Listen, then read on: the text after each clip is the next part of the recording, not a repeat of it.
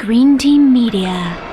I mean, I'll even say it. I mean, I've just been sort of surprised at the amount of positive feedback for The Voice. It's hard in popular culture now to break through and have a hit show. Phenomenons don't happen all the time. They come along probably once every 5 years. And this show, it's hard to be cool and popular. That's really the thing. You can either be cool and only a few people watch you, or you're like mega popular and you're not that cool. And The Voice just took the best of both. For where we are in our time with social media and the way The Voice was smart enough to infiltrate on that, where we fell in between Idol and X Factor, so timing had a lot to do with it, the way the show's produced, the chairs, the looking for the greatest voice, the fact that we don't make fun of people and we don't want to make them feel bad, we want to help people. All of those things collectively were the stars that aligned that made this a big hit. Yeah, before the season 1 of The Voice, I had a lot of angst and anxiety about the idea of hosting another music competition series, and I ended up doing it with full faith that what we're setting out to doing would work, but I didn't know if it would. And sure enough, after the first season, it was quite obvious that it worked very well. I was so proud to be a part of season 1 of The Voice. We set out to be a new path to success for legitimate artists, not make fun of people who wanted to sing on television, and our 4 coaches delivered, and people came to watch it. It was very successful. So season 2 is really exciting for me personally because I feel like I can be even more vested in the show. Season 2 of The Voice, really, you're going to see a huge level of talent. I mean, people who watched the show season 1 and saw it and went, wow, okay, this is the show if you're serious about singing.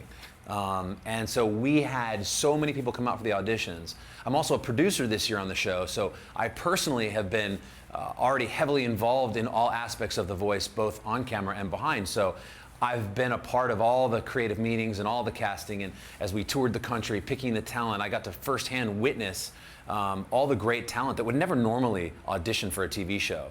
And they all look at us as the legitimate spot, and it's been really, really great, and you'll see it on screen. The competition was great last year, but we are head and heels above the talent level of season 1.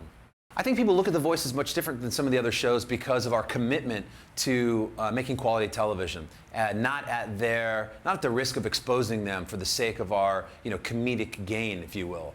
When this show was built by NBC and Mark Burnett, the Dutch had done the show very well, and the very early meetings, as they started to build the foundation of what The Voice was going to be all about, it was going to be rooted in legitimacy and integrity and honor and a real aspiration to find somebody that was the best voice, because it's the purest place to start from.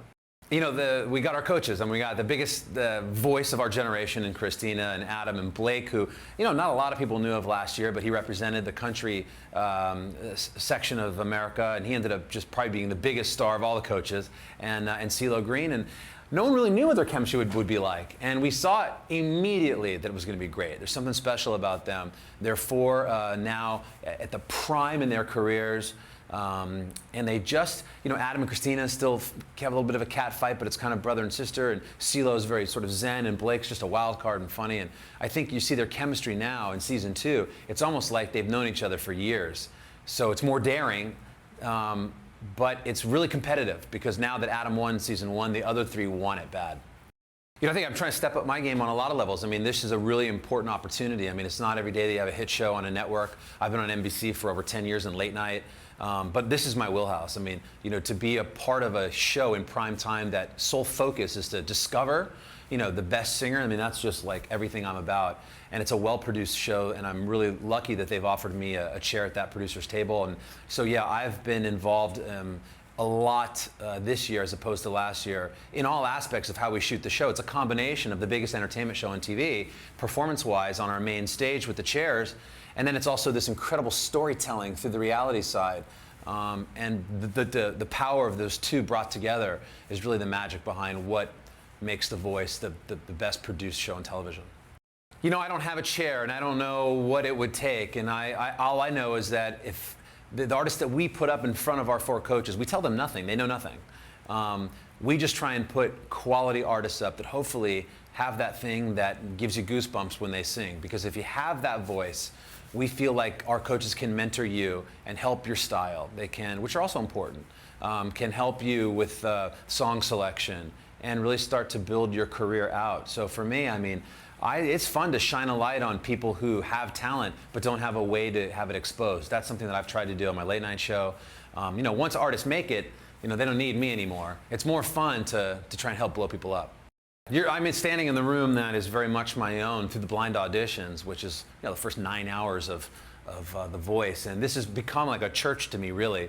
In the sense that a church is a place where there's weddings and happy moments, and a church is a place where there's funerals and very sad moments. And we see a lot of highs in this room, families and young people whose lives have forever changed after they just got accepted onto The Voice, and people who didn't get accepted, who are at a crossroads in life and have to make some tough decisions the very next day. So yeah, this room represents a lot of emotion. The first time I saw The Voice, the Holland show, the big red chairs last season, everything, those big red chairs, and it almost, I think to some people was a gimmick at first, the idea of it. And then you watch the show and you realize that those red chairs are they're the genius part of the show. That's what keeps it honest. Our 4 coaches they don't know anything about you. That's the thing that, you'll never get judged because they're in that big red chair. And if they are moved by you, they turn their button, they turn around, and then they can see you, and everything else falls into place. So I think the blind auditions season 1 were only a couple of episodes. So right when people were starting to catch on to the show, oh, it's a new show, and what is this phase, we were on to the next phase. This year, we are bigger and better. And we're 5 straight episodes, 1 hour after the Super Bowl, and then the next night, on Monday night, we're 4 2-hour episodes of these blind auditions. And I think that's where America really is going to see how much fun this show is.